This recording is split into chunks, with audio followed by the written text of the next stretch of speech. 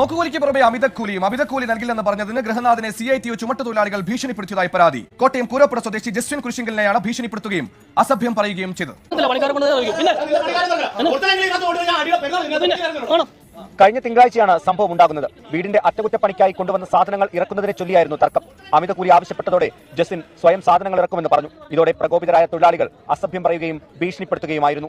കുട്ടികളുടെയും ഭാര്യയുടെയും മുന്നിൽ വെച്ചായിരുന്നു. ആരാണ് ഒരാളെ ചീത്ത പറയാനും ഭീഷണിപ്പെടുത്താനുമുള്ള അധികാരം നൽകിയത്? തൊഴിൽ യൂണിയൻ എന്ന് പറയുന്നത് തൊഴിലാളികൾക്ക് തൊഴിൽ സ്ഥലത്തുണ്ടാകുന്ന അവകാശങ്ങൾ നേടിയെടുക്കാൻ വേണ്ടിയാണ്. അതല്ലാതെ മറ്റുള്ളവരെ ഭീഷണിപ്പെടുത്താനും ചീത്ത പറയാനും ഇവർക്ക് അവകാശമില്ല. ഇത് മറ്റു സംസ്ഥാനങ്ങളിൽ നടന്നത് വാർത്തയാകുമ്പോൾ പ്രതികരിക്കുന്ന കേരള നേതാക്കന്മാർ എന്തുകൊണ്ട് കേരളത്തിൽ നടക്കുന്ന ഇതുപോലത്തെ കാര്യങ്ങളിൽ പ്രതികരിക്കുന്നില്ല? പ്രതികരിച്ചിട്ടും കാര്യമില്ല, ഒറ്റപ്പെട്ട സംഭവം എന്ന് പറഞ്ഞ് എഴുതി തള്ളുകയല്ലേ ചെയ്യാറ്. പ്രത്യേകിച്ച് സ്വന്തം പാർട്ടി യൂണിയനുകളിൽപ്പെട്ട നേതാക്കന്മാരാകുമ്പോൾ യൂണിയനുകൾ തൊഴിലാളികൾക്ക് വേണ്ടി പ്രവർത്തിക്കണം, അതല്ലാതെ അധികാരം കാണിക്കാൻ